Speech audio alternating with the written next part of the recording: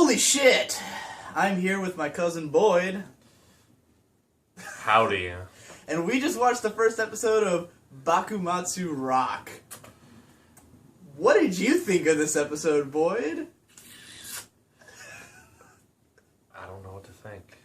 I am so confused. We watched this. Okay, I wasn't gonna watch Bakumatsu Rock because it looked stupid and cheap.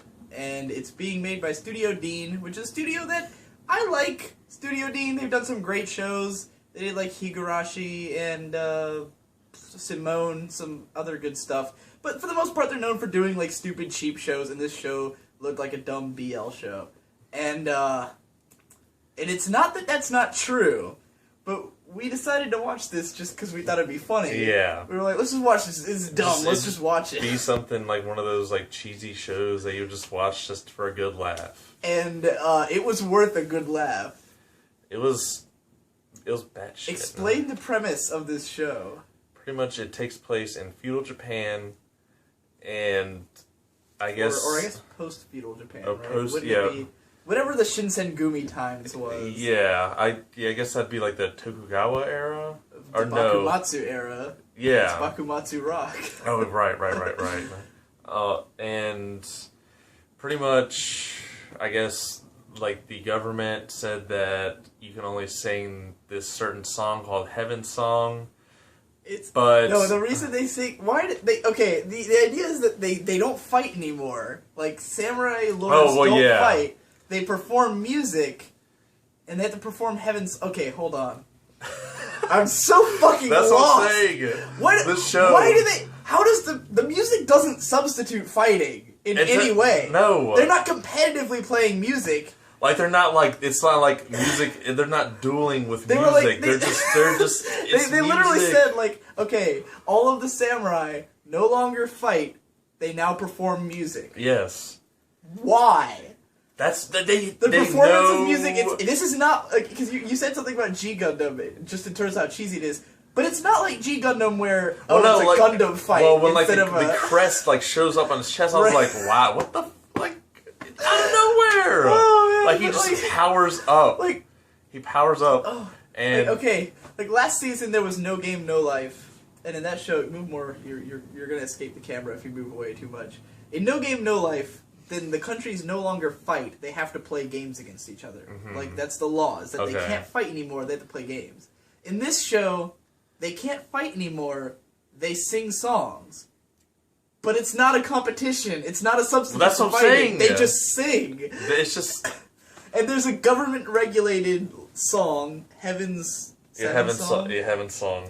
And you have to sing that song. The main character's a rebel, and he plays rock music. And it came from the West. Yes, the Western traditional rock music. Mind you, this is still during the fucking Bakumatsu era. So how is rock is not even... And they have microphones and guitars, electronic microphones and guitars. No explanation for that at all. The main character can play electric guitar and he's plugged into nothing. He's just carrying an electric guitar and playing it and it's making sound. And he's not plugged into anything. I feel like and he keeps screaming, "Listen to my song," which if you've ever watched Macross 7, which is like a really cheesy but awesome Macross show, the main character guy was named Basara, and he was in a rock band, and he would always say, "Listen to my song," and then he'd like play music at the aliens to like make them stop fighting.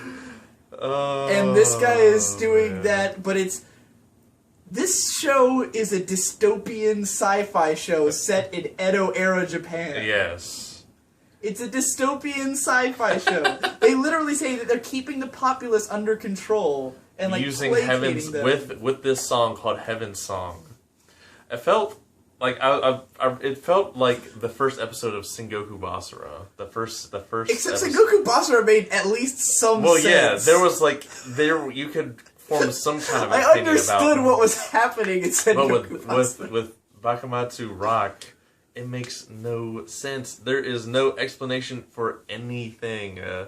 It was.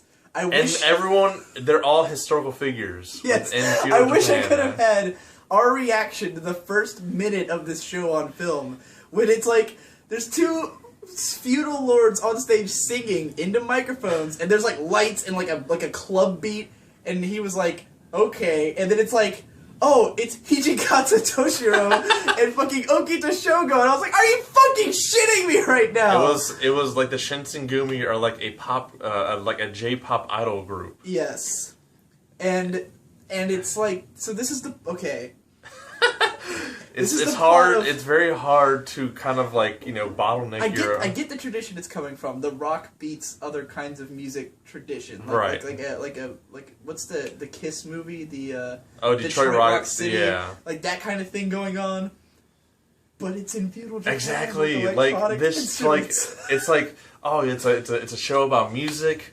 But it's set in a time where rock wasn't even invented. Where there was no microphones and no electrical devices. Like what? I would say, like what? When the transformation sequence happens, shit got magic. Shirts exploded off. And the of two these pretty boys. Okay, so there was two other guys that was with the main character, and I guess like they formed a band in this, and towards the end of the episode, he starts playing his music, and the passion was so strong that it spawned guitar, like a bass and drums. Yeah, for the other two guys, and like it was like a power up moment. Like he went and there was an emblem on his chest. He went Super Saiyan. Yeah, it was magical. He did a musical power up. Overall, I'd say it was amazing. It was pretty, yeah. There were some the midsection of the episode is kind of slow, but there were some funny moments, some legitimately funny moments that I laughed at. It's just like just a lot of the dialogue is just so like ridiculous. Right. And, yeah. I'd say we're definitely gonna watch this next week. Yeah. I don't know how long we can keep it up for. But I was more than entertained enough to make it worth another episode. It's definitely one of those shows that, like, you know, you can just turn your brain off, just watch it. I wish I could have turned my brain off. My brain hurt. I was thinking so much because I was just like, wait, it's electric. Okay, so does the guitar work? Because there's one scene where he's playing and it's not electric. I was like, okay, so it's not plugged into anything. And then he starts playing and it is electric, and I was like, wait a minute, hold on, okay. So does he have an amp in his clothes, or is it like because I've seen. What's his name? Harry something, you know the dude Harry Perry. Do you know that guy? He dresses like a gypsy and roller skates around and plays guitar, and he goes to concerts. He's like a Long Beach guy, like one of those like weird people who are out in California. Oh, okay. And I saw him once at a concert series, but he dresses up in like a turban gypsy outfit thing. And he roller skates around playing guitar, and he has a little amp on his side. I think I vaguely know who you're talking about. Right, he plays kind of like Jimi Hendrix kind of style. Okay. Well, but this guy doesn't have an amp. He doesn't. He has an electric guitar and is playing it, and it sounds like it But it's okay because guitars can spawn out of thin air in this show. I think the best thing to do is just to not think about what's going on in the show and just accept everything. It was magical. That's all. Accept it. Accept